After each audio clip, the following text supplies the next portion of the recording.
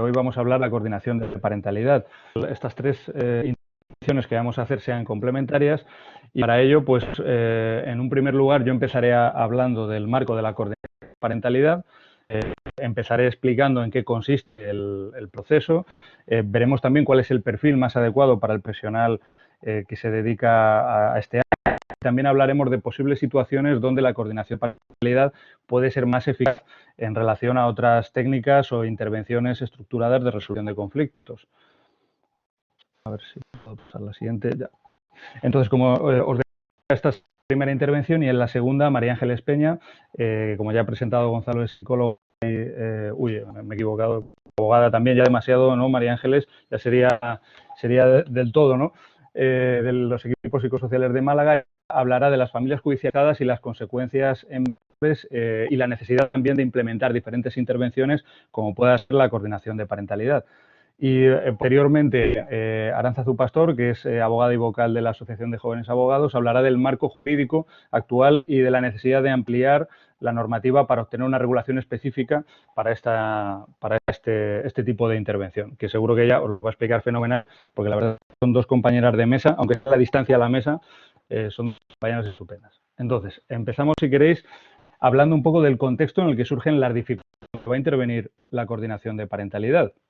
Y aquí os he preparado un batido, digamos, con lo que son las circunstancias que provocan que esta intervención sea necesaria.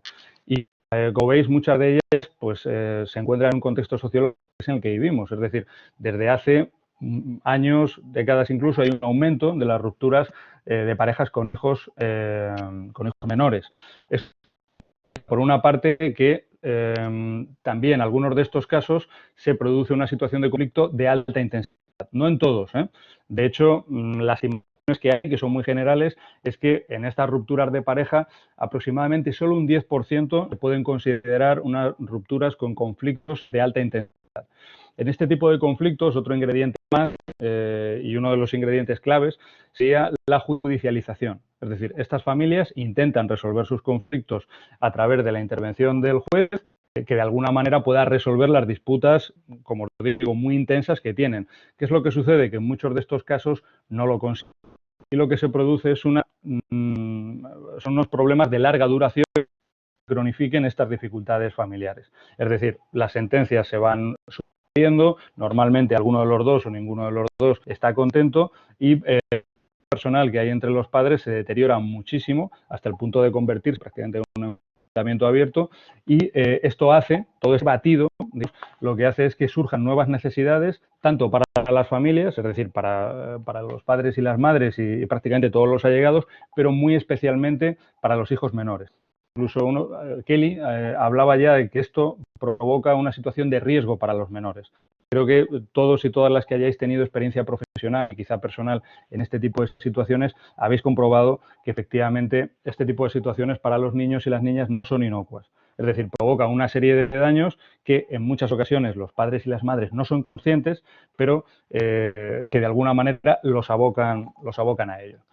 Entonces, esta situación, os he querido poner aquí esta imagen porque refleja muy bien el tipo de situación en la que estamos de los niños que sufren los conflictos de larga duración de sus padres y de sus madres.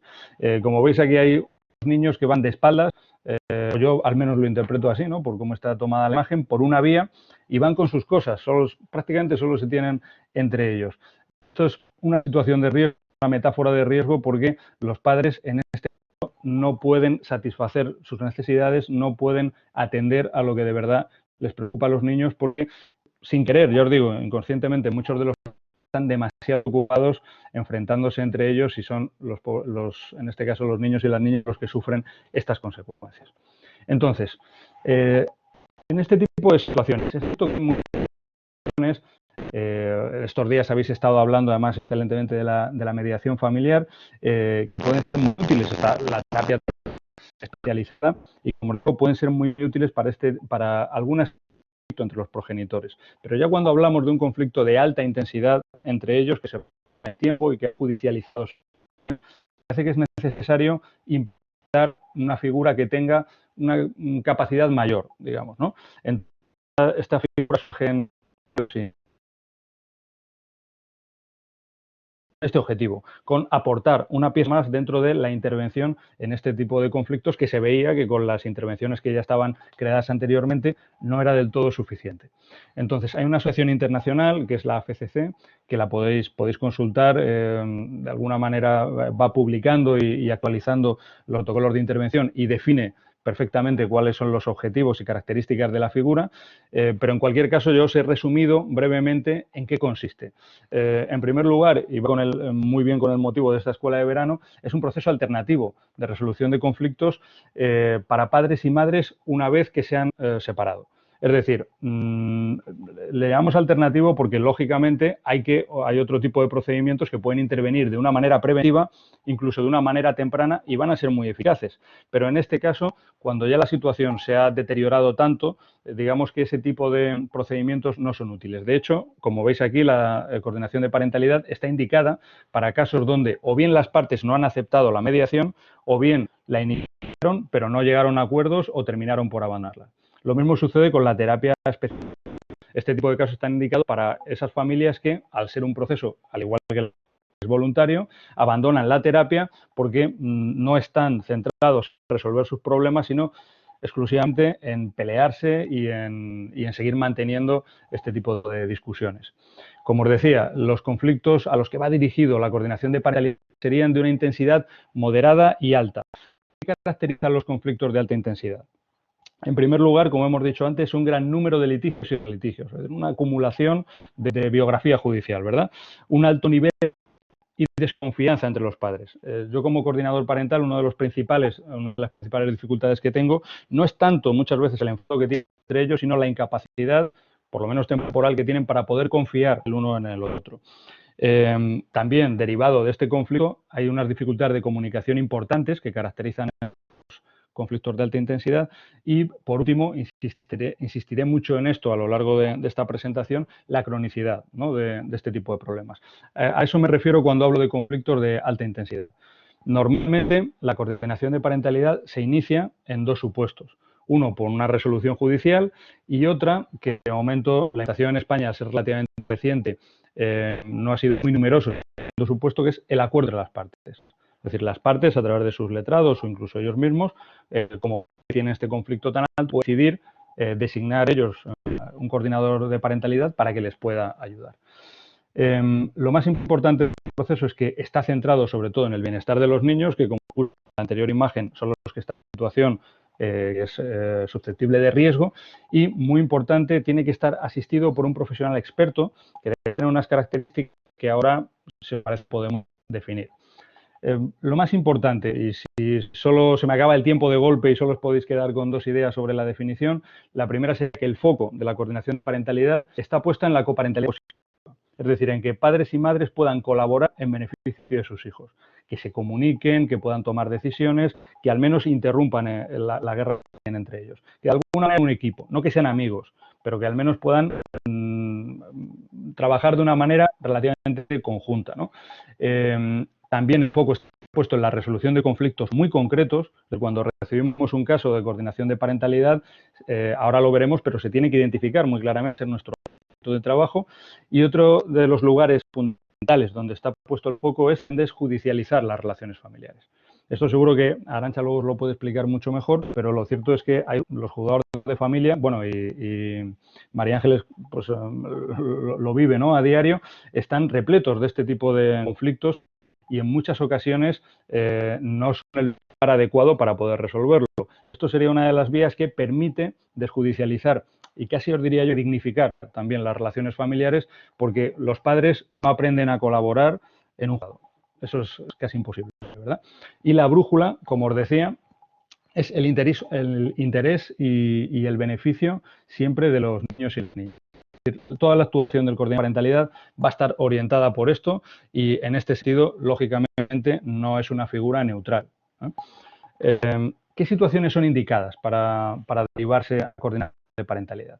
En primer lugar, cuando los padres y las madres no se ponen de acuerdo y tienen que tomar decisiones relativas a la patria potestad, es decir, sobre cuestiones relevantes que tienen que ver con la formación y la salud de los hijos. Para que os hagáis una idea, pues algunos de mis casos pues tienen que ver, entre otras entre otros asuntos, como por ejemplo decidir tratamiento médico o odontológico, o el colegio de los niños, o las extrajudiciales, o un montón de cuestiones, o incluso si deben hacer comunión o cómo la hacen. Ahora mismo tengo un caso donde estamos tratando de eso. Es decir, todo lo que tenga que ver con formación y salud, que es importante, que hay que decidirlo. En algunos casos hay plazos, ¿no? Sobre todo en los tratamientos médicos, pero también cuando tienen que elegir un colegio. Y en este caso el juez lo que decide es que sea el coordinador de parentalidad el que ayude a los padres y las madres a poder resolver eso que lo tienen que hacer. Y si no, que se resuelva de todas formas, porque eso el niño no puede sufrir este conflicto. Después, coordinar, unificar criterios y pautas educativas de los padres que tienen que ver con el día a día. Y hay padres y madres que están constantemente discutiendo por cuestiones que tienen que ver precisamente con esto, con el cuidado, con la alimentación, con la higiene, con la ropa, con mil historias.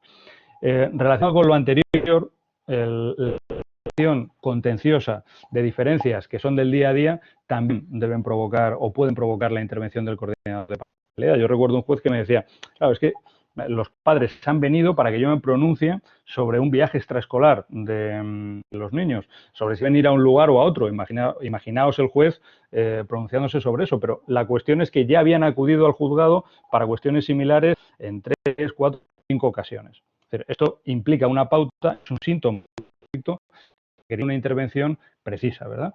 Y luego dificultades en el desarrollo del régimen de visitas. Aunque el régimen de visitas se está cumpliendo, seguro que si es este ámbito, mil factores en los que pueden fallar.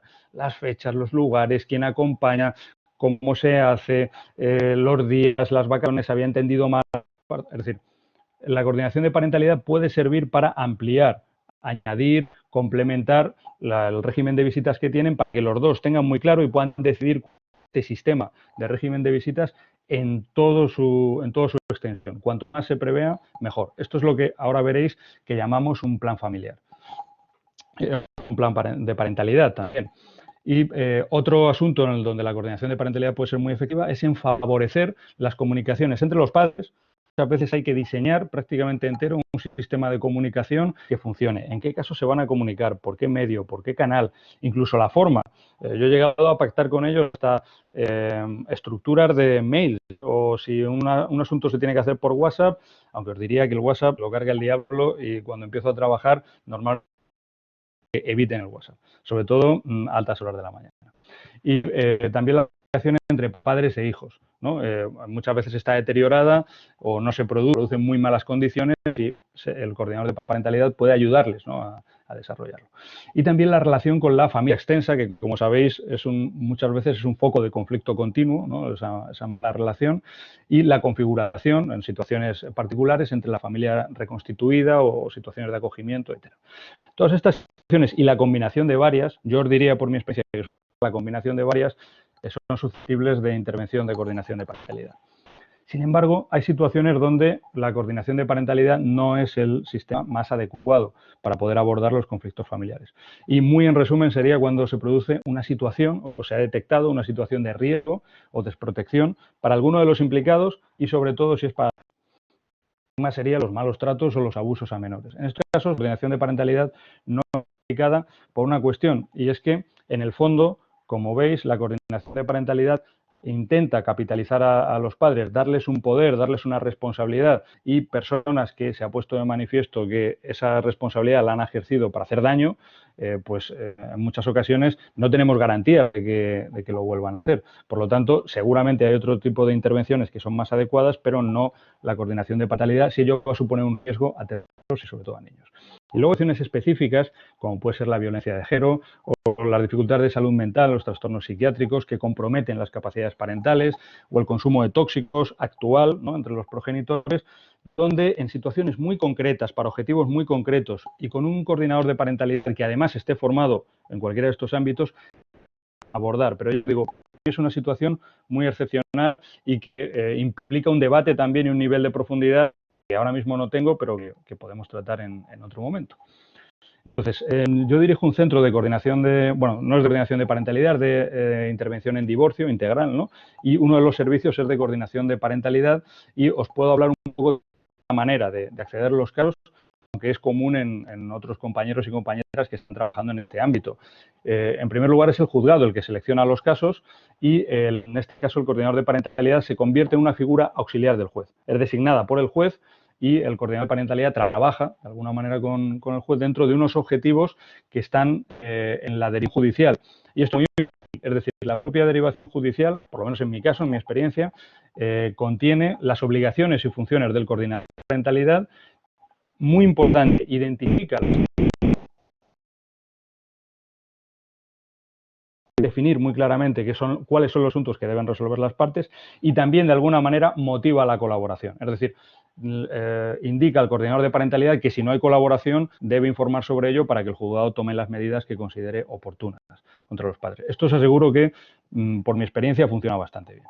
La duración del servicio está prevista, como os podéis imaginar, a largo plazo y está prevista entre 1 año y 2 como máximo que se pueda ampliar, un poco por el tipo de conflictos. ¿Cuál sería el perfil del coordinador de parentalidad? Porque, como veis, debe ser un perfil muy concreto.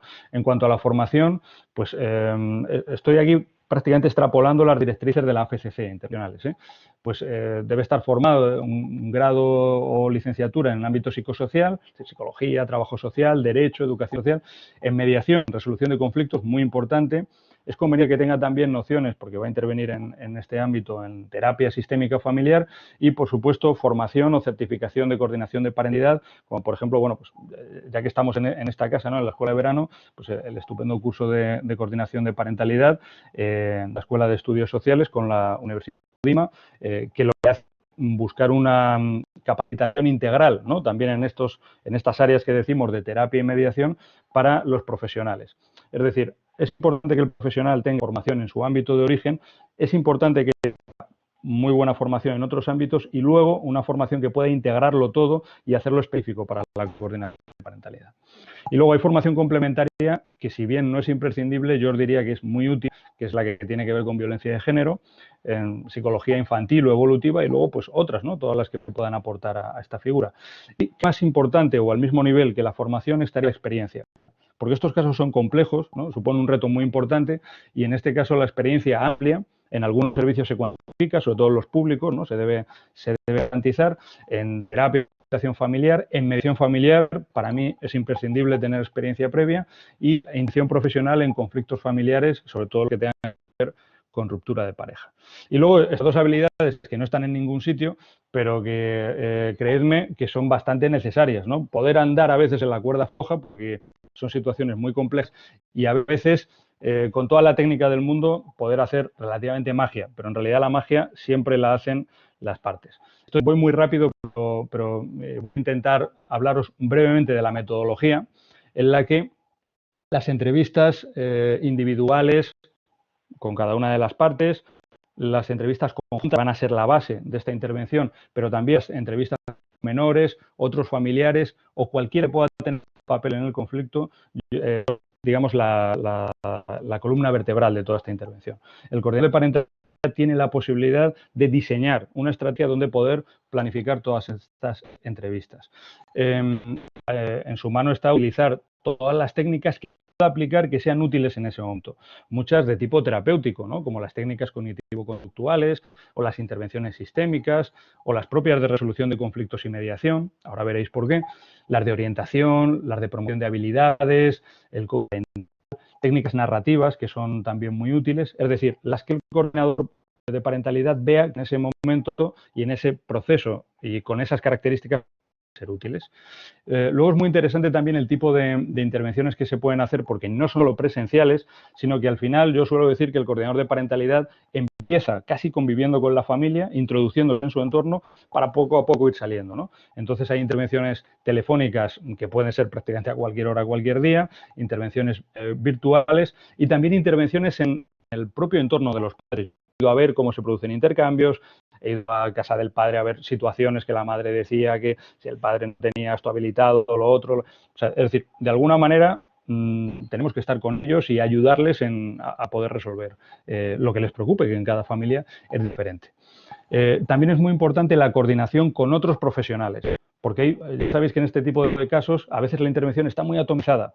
Hay psicólogos que están interviniendo por un lado, los profesores del colegio, el pediatra, todos están fritos, por supuesto, están ya totalmente quemados, ¿no?, con la intervención, pero todo el mundo quiere ayudar y hace lo que puede. El parentalidad puede servir para unificar esta intervención y para coordinar toda esta intervención profesional y para mí es una de las funciones más interesantes. La obtención de información, por supuesto, es imprescindible. El juzgado aporta información, pero el coordinador de parentalidad debe obtener información de absolutamente todo. Luego, contribuir a la toma de las decisiones parentales y, si esas decisiones no son posibles, facilitar las soluciones. Ahora veremos cómo. Diseñar y consensuar un plan de parentalidad y prevea el futuro y comunicarse con el juzgado a través de informes periódicos y de las formas que se establezcan con el propio juzgado. En este caso, también el seguimiento es fundamental porque no es como en mediación que las partes llegan a un acuerdo y después lo cumplen o no lo cumplen. Aquí van llegando a cambios intermedios y el coordinador de parentalidad les compara para ver si esos cambios necesitan algún ajuste y cuáles son los siguientes que hay que incorporar. Es una intervención a largo plazo. Yo suelo utilizar esta metáfora porque a mí me parece que responde a lo que es la coordinación de parentalidad.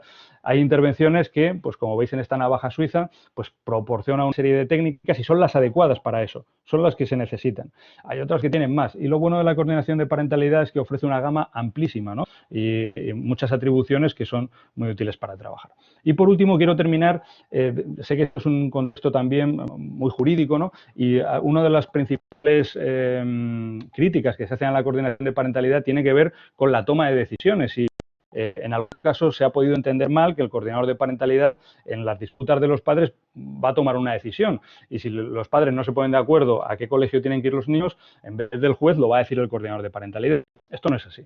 Lo que sí es cierto es que lo primero de todo, yo os he hecho aquí un esquema muy breve para deciros cómo se trabaja esto de una manera muy simple. Muy simple lo voy a decir, trabajarlo es muy complejo, ¿no?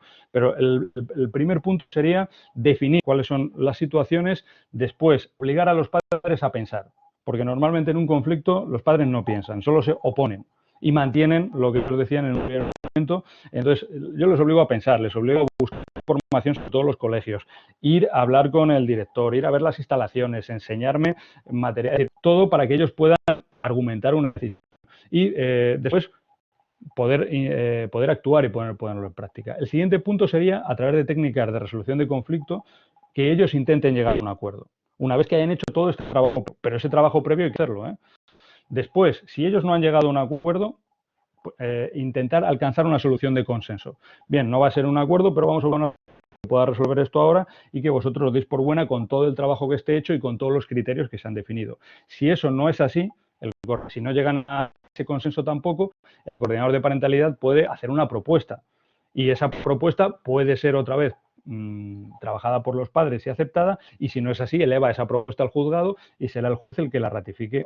Ese sería un poco el procedimiento.